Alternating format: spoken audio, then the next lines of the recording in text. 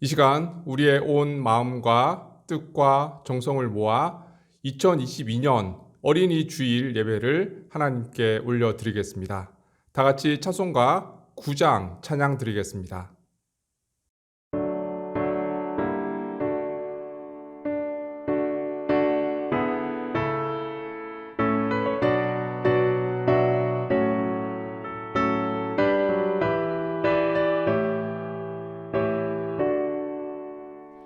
하늘에 가득 찬 영광의 하나님, 온 땅에 충만한 존귀하신 하나님, 생명과 빛으로 지혜와 권능으로 언제나 우리를 지키시는 하나님, 성부와 성자와 성령 삼위의 하나님, 우리 예배를 받아주시옵소서.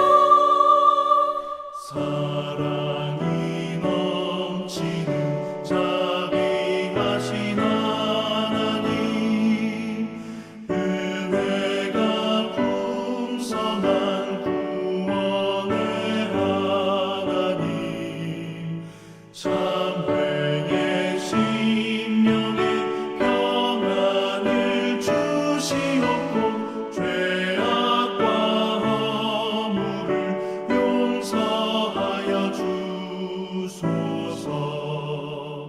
찬송과 영광과 생명, 구원의 하나님, 우리 예배를 받아주시옵소서. 연약한 심령을 굳게 세워주시고, 우둔한 마음을 지혜롭게 하시고, 주의 뜻 받들어 참되게 살아가며 주 말씀 따라서 용감하게 하소서. 권능과 지혜와 사랑, 은혜의 하나님, 우리 예배를 받아주시옵소서. 주 앞에 나올 때 우리 마음 기쁘고, 그 말씀 인되어 새 희망이 솟는다.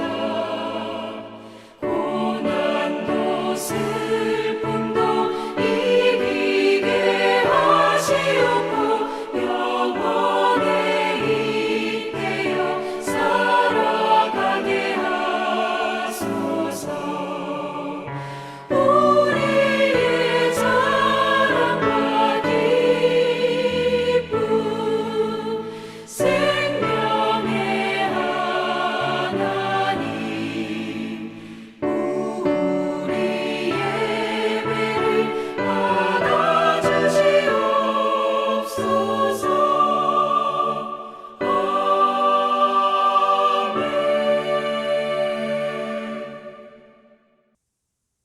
교독문 96번 어린이 주일입니다.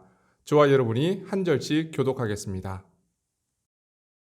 보라, 자식들은 여호와의 기업이요 젊은 자의 자식은 장사의 수중의 화살 같으니,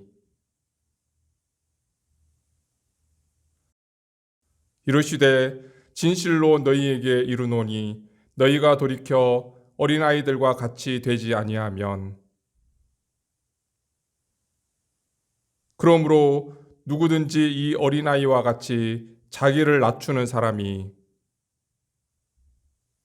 또 누구든지 내 이름으로 이런 어린아이 하나를 영접하면, 또 아비들아, 너희 자녀를 노엽게 하지 말고 오직 주의 교훈과 훈계로 양육하라. 그리하면 늙어도 그것을 떠나지 아니하리라. 아멘. 다 같이 사도신경 하심으로 우리의 신앙을 고백하겠습니다. 나는 전능하신 아버지 하나님, 천지의 창조주를 믿습니다. 나는 그의 유일하신 아들, 우리 주 예수 그리스도를 믿습니다. 그는 성령으로 잉태되어 동정녀 마리아에게서 나시고 본디오 빌라도에게 고난을 받아 십자가에 못 박혀 죽으시고 장사된 지 사흘 만에 죽은 자 가운데서 다시 살아나셨으며 하늘에 오르시어 전능하신 아버지 하나님 우편에 앉아 계시다가 거기로부터 살아있는 자와 죽은 자를 심판하러 오십니다. 나는 성령을 믿으며 거룩한 공교회와 성도의 교제와 죄를 용서받는 것과 몸의 부활과 영생을 믿습니다. 아멘.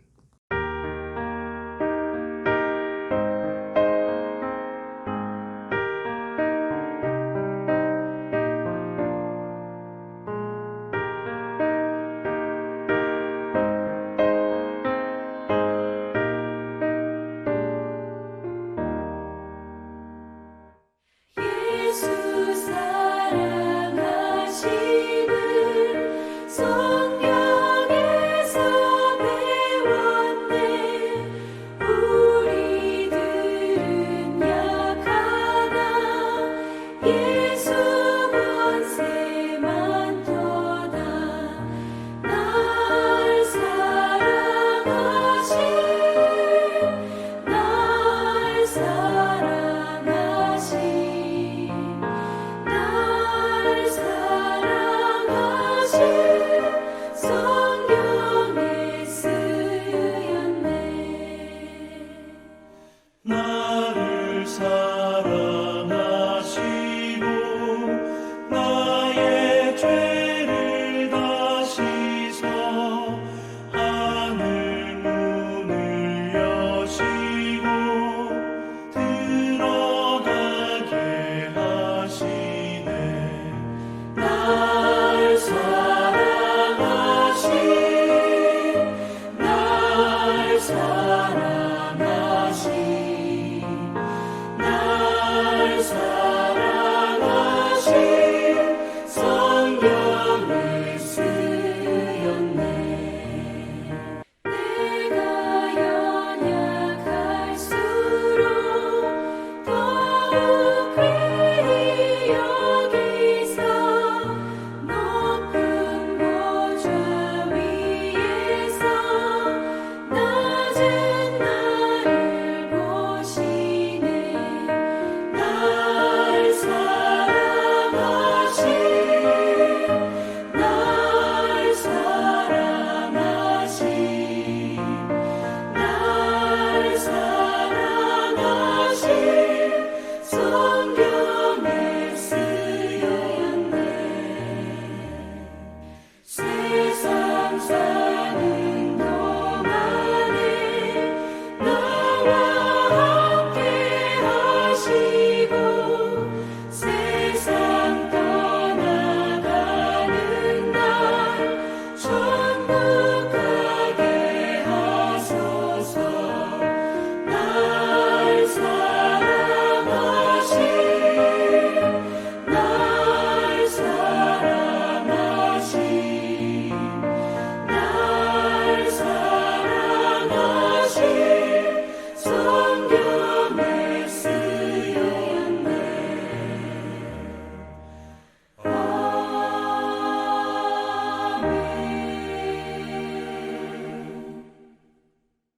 사랑의 하나님, 5월 가정의 달을 맞이하게 하시니 감사합니다. 하나님께서 허락하신 가정에서 부모와 자녀가, 형제와 자매가 서로 사랑하며 화목하게 하시고 마음을 다해 유일하신 하나님만 섬기는 믿음의 가정이 되게 하여 주옵소서. 오늘은 어린이 주일입니다. 어린이와 같이 순수하고 정직한 마음으로, 진실하고 겸손한 마음으로 주님 앞에 나아가 예배드리오니 우리의 예배를 기뻐 받아 주옵소서. 어린이들을 품에 안으시고 축복하신 주님, 이 땅의 모든 어린이들이 사랑받으며 건강하고 지혜롭게 자라날 수 있기를 기도합니다.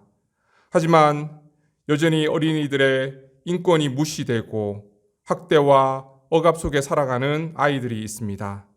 전쟁으로 인해 부모를 잃고 깊은 상처로 아파하는 아이들이 있습니다.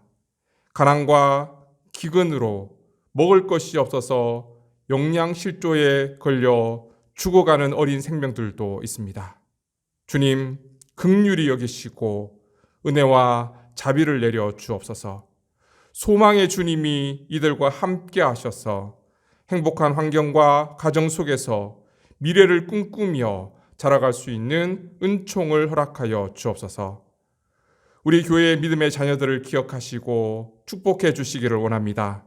어려서부터 주 안에서 믿음 가운데, 말씀 가운데 자라나게 하시고 사무엘과 같이, 다니엘과 같이 다음 세대 주인공들로 하나님 나라를 위해 크게 쓰임받을 수 있는 귀한 믿음의 자녀들이 될 수 있도록 은혜 내려 주옵소서. 우리 부모들에게 지혜를 주셔서 하나님께서 우리에게 맡겨주신 귀한 생명을 사랑하고 기도로, 말씀으로 잘 양육할 수 있는 지혜와 능력을 더하여 주옵소서. 하나님께서 주신 가정을 아름답게 가꾸고 섬기며 가정 안에서 참된 하나님 나라를 이루어가게 하여 주옵소서. 모든 말씀 예수님의 이름으로 기도드립니다. 아멘.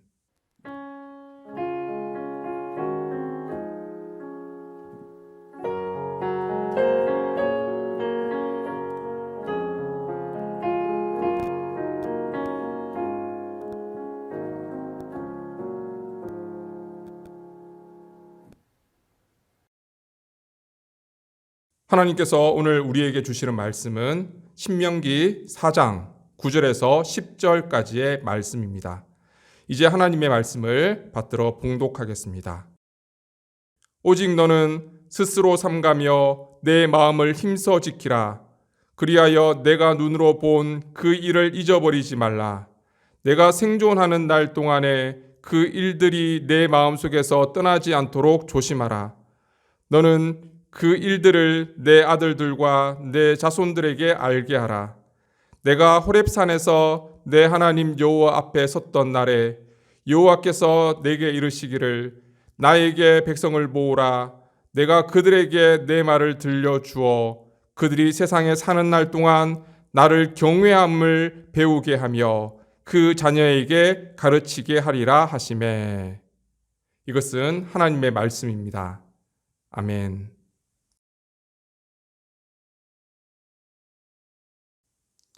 5월은 가정의 달입니다. 특별히 5월 한 달 동안은 여러분 가정을 잘 돌아보시고 믿음의 가정으로 세워나갈 수 있는 귀한 시간을 가질 수 있기 바랍니다. 그리고 오늘은 5월 첫째 주 어린이 주일입니다. 이 시간 함께 예배드리고 있는 우리 사랑하는 믿음의 자녀들 주님의 이름으로 축복합니다. 우리 자녀들이 말씀 안에서, 믿음 안에서 잘 성장할 수 있도록 여러분 관심 가져주시고 격려해 주시고 기도해 주시기 바랍니다. 여러분 콜라 좋아하시죠? 더운 나라에 살다 보니까 탄산음료를 참 많이 마시게 되는 것 같습니다. 오늘은 펩시콜라 CEO였던 한 여성의 이야기로부터 설교를 시작하고자 합니다. 지금으로부터 약 20여 년 전에 펩시콜라 최고 경영자였던 한 여성이 갑자기 회사에 사표를 제출했던 적이 있습니다. 그 사건 때문에 사람들이 깜짝 놀라고 충격을 받게 되었는데요. 그 여성의 이름은 브렌다 반스라는 여성이었습니다. 그런데 왜 그녀의 사표가 충격적이었냐면 사표를 낼 만한 이유가 전혀 없었기 때문이에요. 보통 CEO가 사표를 낼 때는 어떤 일이 있습니까? 회사에 큰 불이익을 끼치거나 아니면 회사의 매출이 크게 떨어지거나 아니면 횡령을 했거나 아니면 뭔가 큰 사건에 휘말리거나 그래야지 사표를 내는데 이 여성은 전혀 그럴 만한 이유가 하나도 없었습니다. 심지어 이분은 세계에서 가장 영향력 있는 파워 여성 10인 가운데 한 사람으로 뽑힐 정도로 세상의 주목을 받고 있던 여성이었습니다. 이분은 22살 때에 펩시콜라에 입사를 하게 되는데요. 그때부터 매일 새벽 3시 30분에 일어나서 기도하면서 하루 일과를 시작하는데요. 저녁 7시 반까지 무려 16시간 동안 그렇게 일을 했다고 해요. 때로는 일주일에 3분의 2 정도는 집에도 못 들어가고 회사에서 먹고 자고 하면서 그렇게 열심히 일을 했다고 합니다. 그 노력을 인정받은 결과 이분은 44살 때 펩시콜라 최고 경영자 CEO 자리에 오르게 됩니다. 이분이 최고 경영자 자리에 오른 이후에 이 회사가 비약적으로 성장하기 시작했습니다. 그리고 창업 이래로 최고의 실적을 거두게 되었습니다. 연간 8조에 달하는 경이적인 판매고를 올리기도 했고요. 순이익만 1조 3천억을 넘을 정도라고 합니다. 그래서 이런 업적을 인정받다 보니까 미국의 여성 가운데는 가장 높은 연봉을 받고 있었던 여인이 바로 이 브렌다 반스라는 분이었다고 해요. 그런데 이분이 오늘날 갑자기 회사에 사표를 쓰고 회사를 그만두고 가정으로 돌아가겠다 그렇게 얘기를 하니까 사람들이 깜짝 놀랄 수밖에 없었던 거죠. 그래서 기자들이 찾아가서 인터뷰를 했습니다. 당신은 왜 회사를 그렇게 갑자기 그만두게 되었습니까? 그때 이분이 이렇게 대답을 했다고 합니다. 저는 아무런 미련도 없습니다. 늦었다고 생각할 때 바로 그때가 가장 빠른 때입니다. 가정으로 보다 빨리 돌아왔어야 했습니다. 회사는 내게 보물이 아닙니다. 하나님께서 내게 맡겨주신 새 아들이 내 인생 최고의 보물입니다. 우리 아이들은 현재 7살, 8살, 10살 난 귀여운 아이들입니다. 하지만 나는 늘 바쁘다는 이유로 아이들의 학예회에 직접 가보지도 못하고 나중에 비디오 테이프로 보는 것에 만족해야 했습니다. 아이들의 생일도 제대로 챙겨주지 못했습니다. 하나님께서 내게 보물로 선물해 주신 아이들을 내가 보물로 키우지 못하고 인생 쓰레기로 키운다면 하나님 앞에서 가장 중요한 사명을 저버리는 직무유기의 죄를 범하는 것입니다. 나는 이제 내 아이들을 지키기 위해 가정으로 돌아왔습니다. 그렇게 대답을 했다고 해요.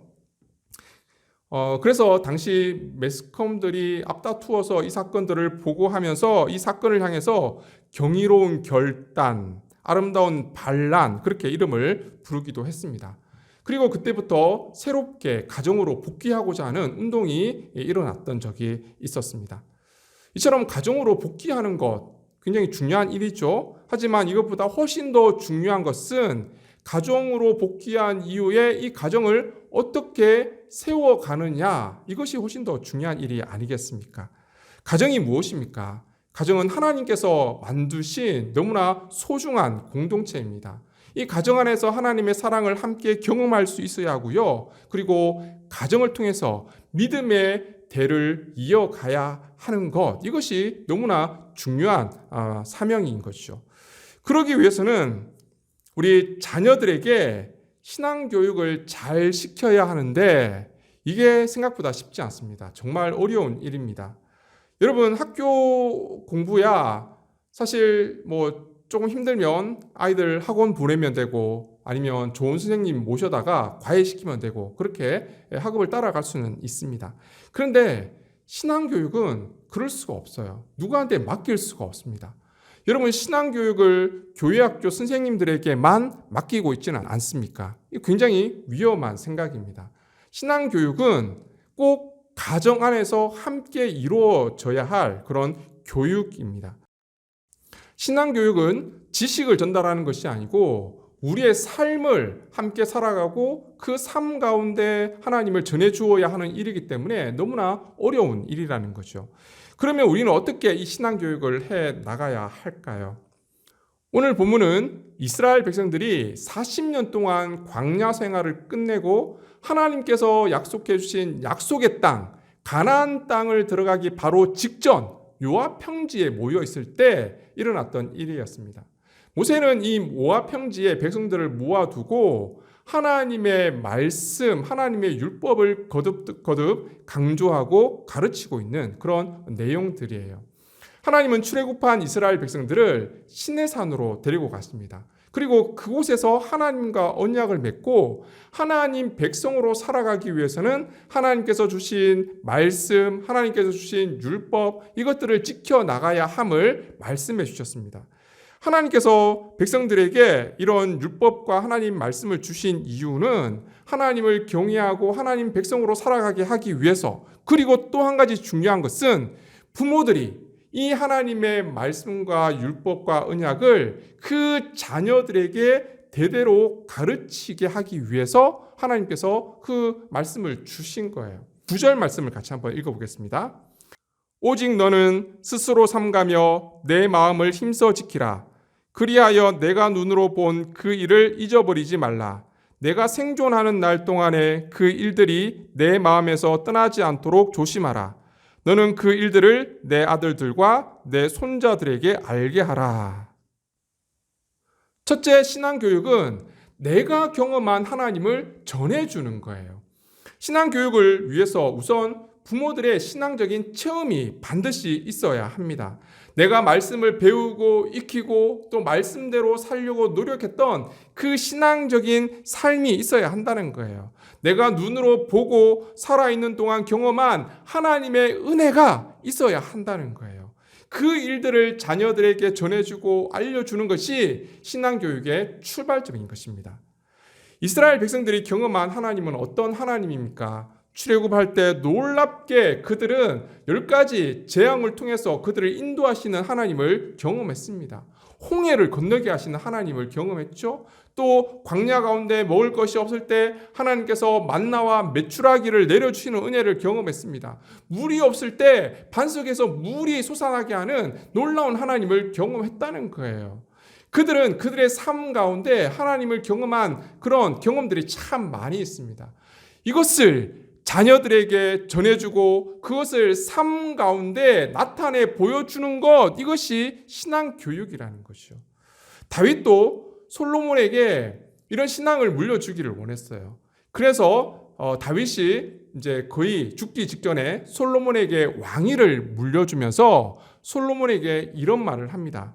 역대하 28장 9절 말씀입니다. 우리 같이 한번 읽어보겠습니다. 내 아들 솔로몬아, 너는 내 아버지의 하나님을 알고 온전한 마음과 기쁜 뜻으로 섬길지어다. 여호와께서는 모든 마음을 감찰하사 모든 의도를 아시나니 내가 만일 그를 찾으면 만날 것이요 만일 내가 그를 버리면 그가 너를 영원히 버리시리라. 다윗의 마지막 유언과 같은 말이에요. 유언이라는 것이 무엇입니까? 그 속에는 그 사람이 살았던 평생의 삶이 들어 있습니다. 평생의 삶 가운데 가장 소중하다고 생각되는 것, 그것을 마지막 자녀들에게 해주는 게 유언이잖아요. 오늘 본문에서 다윗은 사랑하는 아들 솔로몬에게 이스라엘을 다스리는 왕권과 또 성전 건축이라는 귀한 사업을 맡기면서 두 가지 부탁을 해요. 첫 번째는 내 아버지의 하나님을 알고, 두 번째는 온전한 마음과 기쁜 뜻으로 하나님을 섬길 것을 부탁하고 있습니다.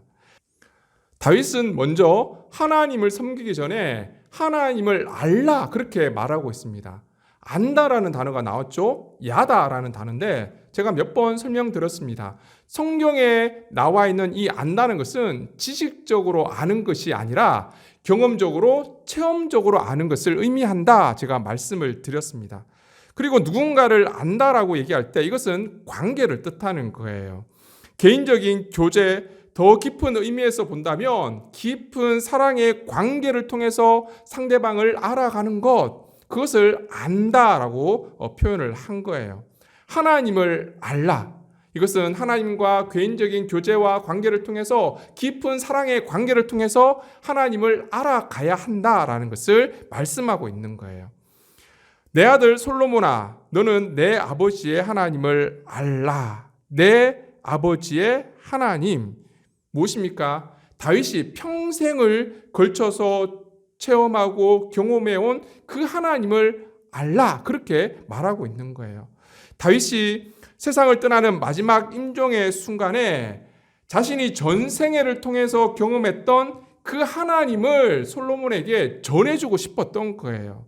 그러면 다윗이 체험한 하나님은 어떤 하나님이었습니까?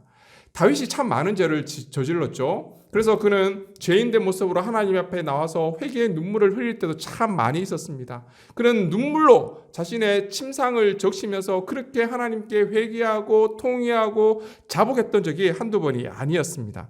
그런데 다윗이 감히 죄인의 모습으로 하나님 앞에 나갈 수 있었던 이유가 무엇이었습니까?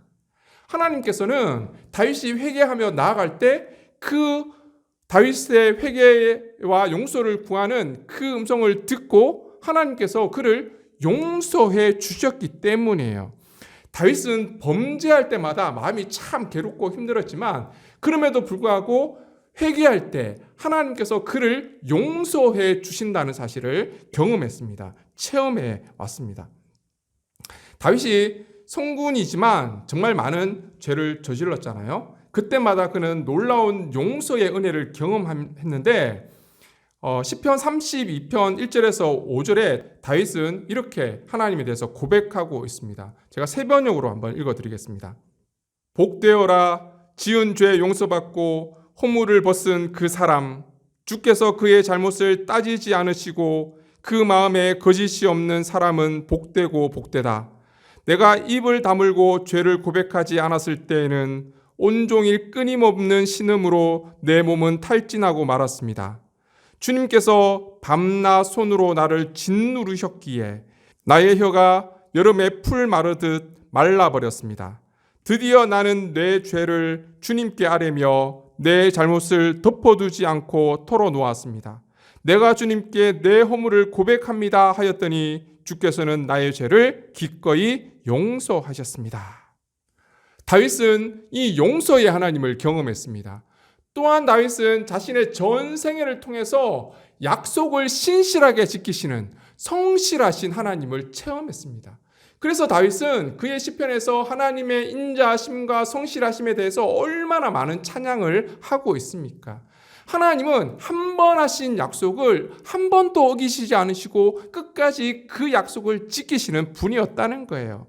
그래서 다윗은 그 하나님을 의지하며 살 것을 권면하면서 시편 37편 3절 4절에 이렇게 말씀하고 있습니다. 우리 같이 한번 읽어보겠습니다. 여호와를 의뢰하고 선을 행하라. 땅에 머무는 동안 그의 성실을 먹을거리로 삼을지어다. 또 여호와를 기뻐하라. 그가 내 마음의 소원을 내게 이루어 주시리로다. 이것이 바로 다윗이 체험한 하나님이었습니다. 그리고 다윗은 또 이렇게 노래합니다. 시편 34편 8절 말씀입니다. 너희는 여호와의 선하심을 맛보아 알지어다. 그에게 피하는 자는 복이 있도다. 이 노래는 다윗이 순탄하고 형통하고 아름다운 시절에 하나님을 찬양했던 그런 시가 아니었다는 거예요. 이것은 이방의 왕 앞에서, 죽음의 위기 앞에서 그 어려운 환경 속에서 하나님께 기도하며 하나님을 의지했더니 하나님이 그와 함께 하신 것을 찬양하며 고백했던 시였습니다.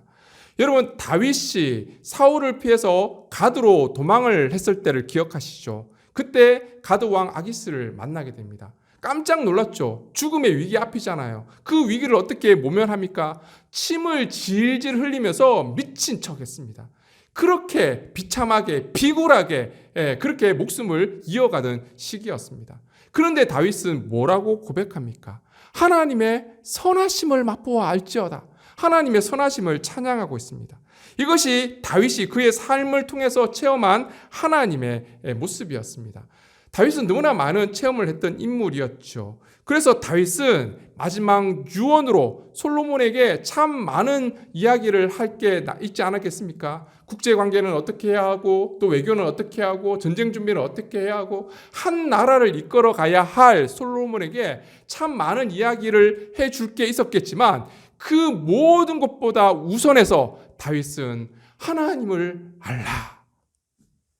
그렇게 권면을 하고 있습니다. 다윗은 솔로몬이 자신이 경험한 이 하나님을 알기를 원했던 거예요.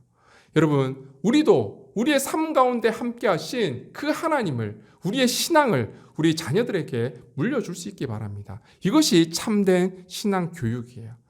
두 번째 신앙 교육은 바른 가치관을 세워주는 것입니다. 우리가 살아가는 이 세상, 우리 자녀들은 가치관의 혼란을 겪고 있습니다. 더러운 죄악들이 가득하고 무엇이 참인지 무엇이 거짓인지 구별하기가 너무 힘들다는 거예요. 어떤 길이 하나님께서 원하시는 믿음의 길인지 그 길을 찾기가 너무 어려운 시대를 살아가고 있습니다. 그럴수록 우리는 자녀들에게 믿음으로 세상을 바르게 살아갈 수 있는 힘, 올바른 세계관, 가치관을 전해줄 수 있어야 합니다. 여러분, 헬리콥터 맘이라고 들어보셨죠?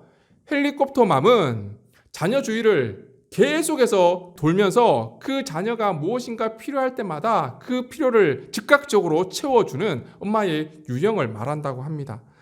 이렇게 자라난 아이들의 모습이 어떻겠습니까? 스스로 아무것도 할 수 없는 그런 사람이 되고 마는 거지요. 그런데 이 반대 개념이 있더라고요.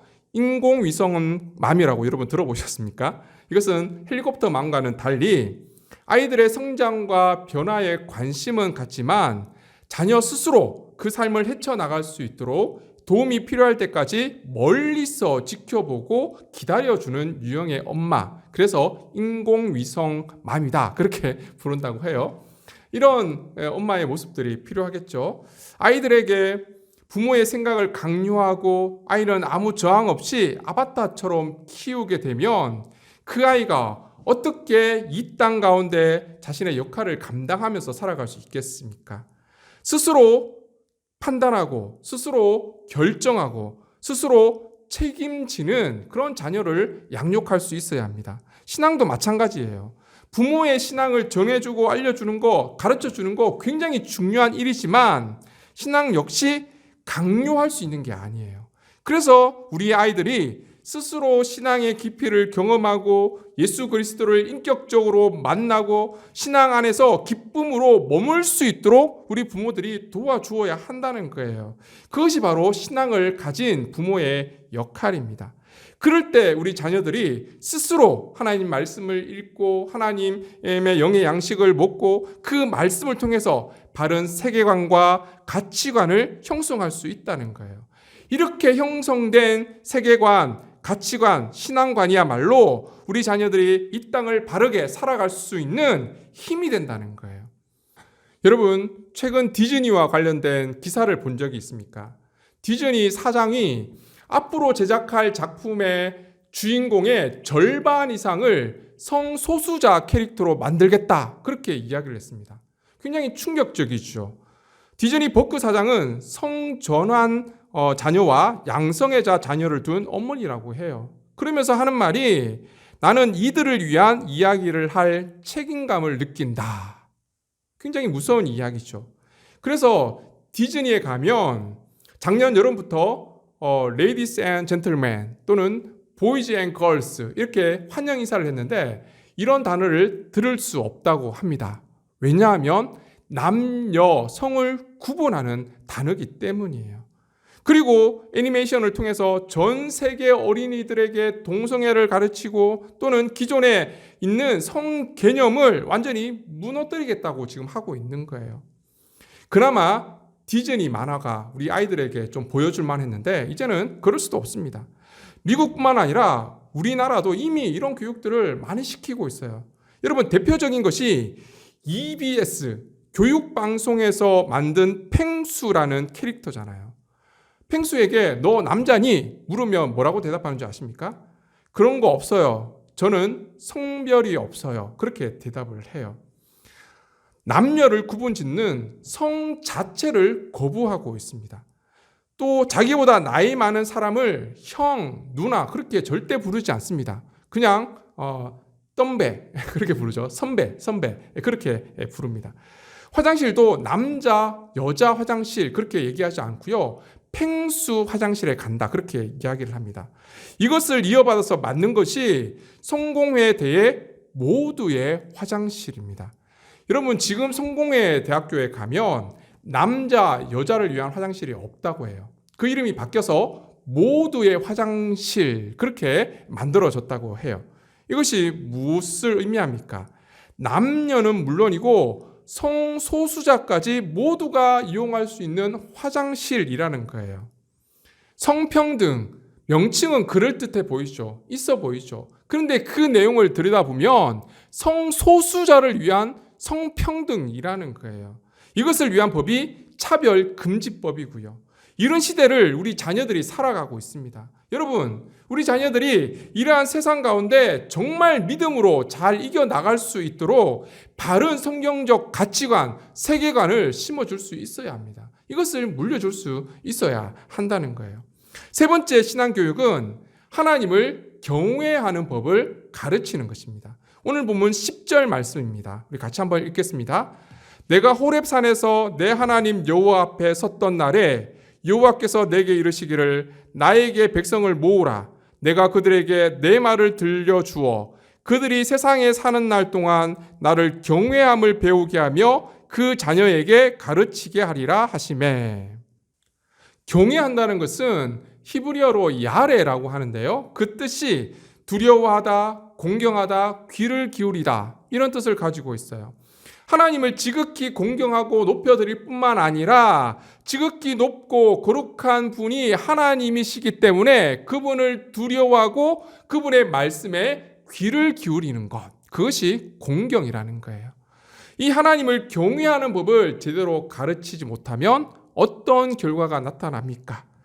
구약 성경에 보면 부모로서 하나님을 공경하는 것을 잘 가르치지 못한 한 사람이 등장하고 있습니다.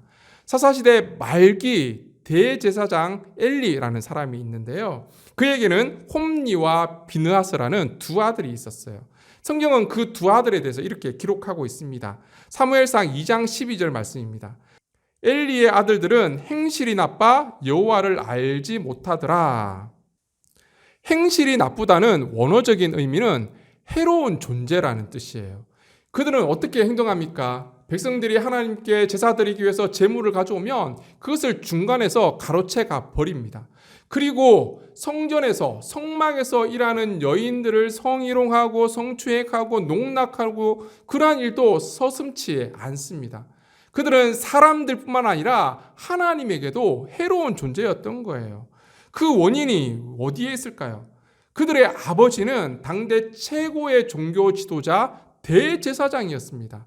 그런데 그 아들이 왜 이렇게 타락하게 되었을까요? 아버지가 문제였던 거죠.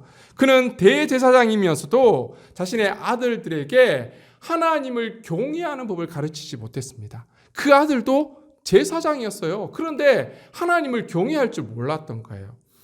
사무엘상 2장 17절입니다. 이 소년들의 죄가 하나님 앞에 심히 크면 그들이 여호와의 제사를 멸시함이었더라. 그런데도 엘리는 이 두 아들에게 뭐라고 그럽니까? 24절입니다. 내 아들들아 그리하지 말라. 내게 들리는 소문이 좋지 아니하리라. 너희가 여호와와 백성으로 범죄케 하는도다. 엘리는 그 두 아들의 잘못에 대해서 그저 말로 타이르고 끝냈던 거예요. 그러니 그들의 행동에 변화가 없었던 것이죠. 하나님은 이런 엘리의 행동을 책망하시면서 29절에 이렇게 말씀하십니다. 제가 세 번역으로 읽어드리겠습니다. 그런데 너희는 어찌하여 나의 처소에서 나에게 바치라고 명한 나의 제물과 예물을 멸시하느냐? 어찌하여 너는 나보다 내 자식들을 더 소중하게 여기며 나의 백성 이스라엘이 나에게 바친 모든 제물 가운데서 가장 좋은 것들만 골라다가 스스로 살찌도록 하느냐?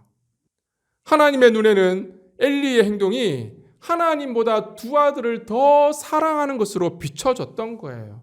그렇게 애지중지했던 아들이었지만 그들에게 정작 필요했던 하나님의 말씀과 하나님을 경외하는 법을 엘리는 가르치지 못했습니다. 그 결과 어떻게 되었습니까? 그렇게 사랑으로 길렀던 두 아들 홈니와 비느하스가 비참한 최후를 맞이하고 말았습니다.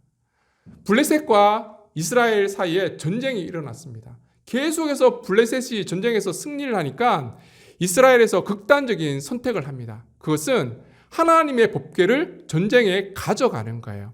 하나님의 법궤는 하나님의 임재의 상징이거든요. 법궤를 전쟁에 가져간다는 것은 하나님께서 전쟁 가운데 임재하시고 함께 하시기 때문에 반드시 그 전쟁에서 승리할 수 있다. 그렇게 믿었던 거예요. 그런데 그 전쟁에서 그만 이스라엘이 대패를 하고 맙니다. 그리고 하나님의 언약궤도 빼앗기고요. 그리고 홈리와 비느하스도 그 전쟁에서 비참한 최후를 맞이하게 됩니다. 이 소식을 들은 엘리는 의자에 앉아 있다가 깜짝 놀라 뒤로 넘어지게 되죠. 그리고 그도 목뼈가 부러져서 그만 그 자리에서 죽고 말았습니다. 여러분, 이 엘리 가정의 비극은 한 가정의 부모가 자녀들을 말씀으로 바르게 양육하지 못했을 때 일어날 수 있는 일을 우리에게 잘 보여주고 있습니다. 자녀들을 하나님 말씀으로 양육하고 하나님을 경외하는 법을 가르치는 것이 얼마나 중요한 것인지 잘 보여주고 있는 그런 이야기입니다. 여러분, 우리 자녀들에게 하나님의 말씀을 전해주고 우리 자녀들을 신앙으로 교육하는 것, 이것이 그 아이의 미래와 생명이 달려있는 일입니다. 한 가정이 달려있고요. 한 국가의 운명이 달려있기도 합니다. 그래서 우리는 이 일을 멈추지 말아야 합니다. 정말 우리 자녀들에게 무엇보다도 하나님을 경외할 수 있는 법을 잘 가르쳐 줄 수 있길 바랍니다. 여러분, 오늘 어린이 주일입니다. 우리는 신앙인으로서 우리의 자녀들에게 어떻게 신앙의 유산을 잘 물려줄 수 있을지 우리는 고민할 수 있어야 합니다. 신앙으로 바로 선 자녀들은 세상의 그 어떤 풍파 속에서도 흔들리지 않는 강한 믿음의 사람으로 설 수 있습니다. 우리 믿음의 자녀들이 스스로 주어진 그 하나님의 백성으로서의 삶의 길을 잘 걸어갈 수 있도록, 건강한 신앙인이 될 수 있도록 우리는 말씀으로 그들을 잘 양육해야 합니다. 그럴 때 하나님께서 우리 자녀들을 책임져 주는 거예요. 우리 자녀들을 위해서 날마다 기도하며 우리의 신앙을 자녀들에게 잘 물려줄 수 있는 저와 여러분이 될 수 있기를 주님의 이름으로 축원합니다. 기도드리겠습니다. 거룩하신 하나님, 어린이 주일을 맞아 우리 자녀들에게 신앙을 물려주는 것이 얼마나 중요한 일인지 말씀을 통해 나누었습니다. 우리의 삶 가운데 경험한 그 하나님을 우리 자녀들에게 잘 물려줄 수 있는 저희들이 될 수 있도록 도와주옵소서. 또한 우리 자녀들은 바른 세계관과 가치관을 가지고 이 땅을 믿음으로 승리하며 살아갈 수 있는 자녀들이 될 수 있도록 도와주옵소서. 하나님을 경외하는 법을 깨닫게 하시고 그의 삶 가운데 온전히 하나님만 섬기며 또 하나님께서 주시는 힘과 능력으로 이 땅을 살아갈 수 있는 귀한 자녀들이 될 수 있도록 축복하여 주옵소서. 모든 말씀 예수님의 이름으로 기도드립니다. 아멘.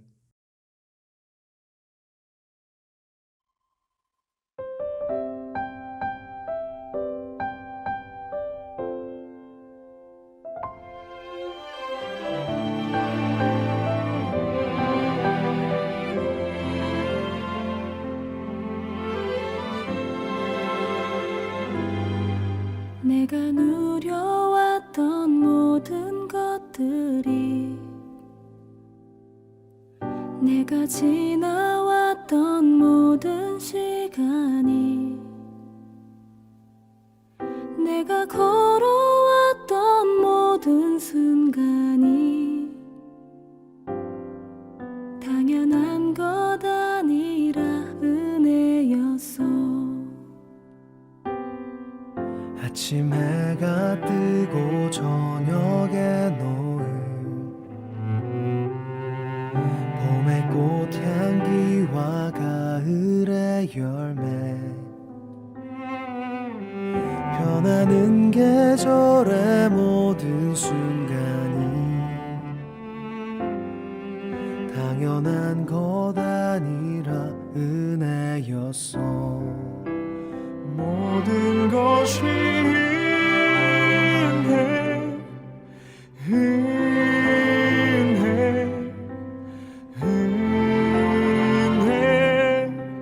한없는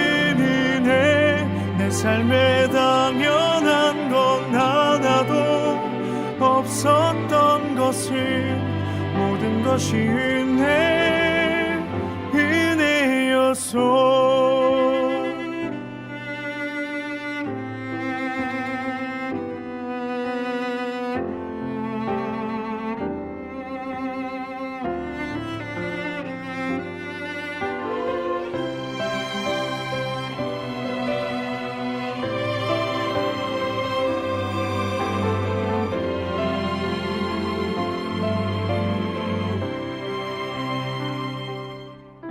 내가 이 땅에 태어나 사는 것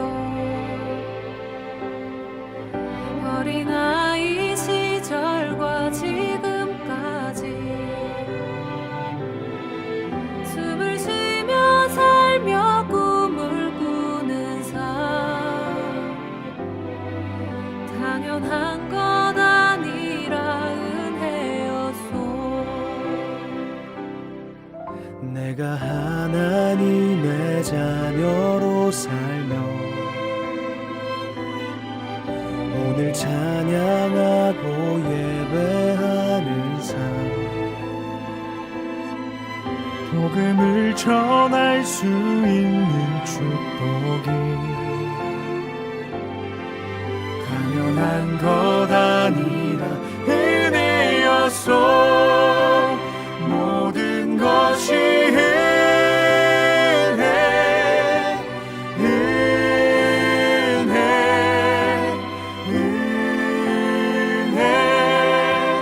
한없는 은혜.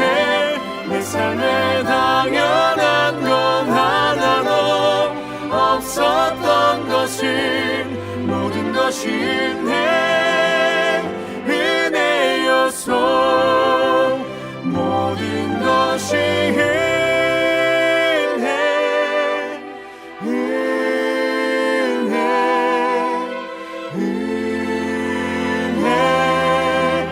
한없는 은혜. 내 삶에 당연한 건 하나도 없었던 것은 모든 것이 은혜였소. 모든 것이 은혜였소. 모든 것이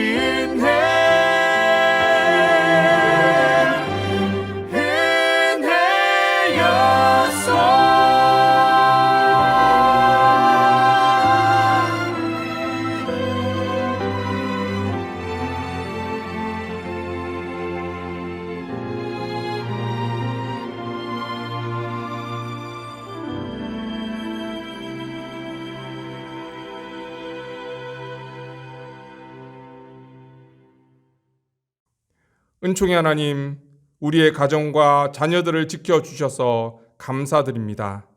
날마다 하나님 말씀 가운데 거하게 하시고 그리스도의 반석 위에 흔들리지 않는 믿음의 삶을 살아갈 수 있는 은혜를 허락하여 주옵소서. 어린아이와 같이 낮아지고 겸손한 마음으로 살아가게 하시고 하나님을 경외하며 목자 되신 하나님의 인도하심을 따라 살아가기를 원합니다. 한 주간 동안 우리의 가정과 직장을 지켜주시고 날마다 일용할 양식을 허락해 주심을 감사하며 이 시간 정성껏 준비한 예물을 하나님께 올려드립니다. 주님, 기뻐 받아 주옵소서. 드려진 예물과 예물 드린 손길을 축복하시고 이 예물이 세상에 흘러갈 때에 주님의 몸된 교회를 세우고 이웃을 섬기며 생명을 살리는 하나님 나라 사역을 위해 아름답게 사용될 수 있도록 축복하여 주옵소서. 우리의 목자 되신 주님께 우리의 삶을 온전히 의탁드립니다. 믿음의 공동체에 속한 믿음의 자녀들을 주님의 품 안에 안전하게 지켜주시고 어떠한 상황 속에서도 믿음의 눈을 들어 하나님을 바라보게 하시고 하나님만 의지하게 하여 주옵소서. 오직 믿음으로 주님께 모든 것을 맡기며 나아갈 때 주님의 평강으로 우리의 삶을 인도하여 주옵소서. 모든 말씀 예수님의 이름으로 기도드리며 이제는 어린아이를 품에 안으시며 축복하시는 우리 주 예수 그리스도의 은혜와 우리를 하나님 자녀 삼아주신 하나님 아버지의 무한하신 사랑과 성령님의 교통하심이 어린이 주일을 맞이하여 어린이와 같이 순수한 믿음으로 하나님 나라를 경험하며 하나님 중심의 삶을 살아가기를 다짐하는 사랑하는 주님의 자녀들과 그 가정 위에, 이 땅의 모든 어린이들 위에, 이 땅의 모든 교회와 선교사님과 그 사역 위에 이제로부터 영원토록 함께 하시기를 간절히 축원하옵나이다. 아멘.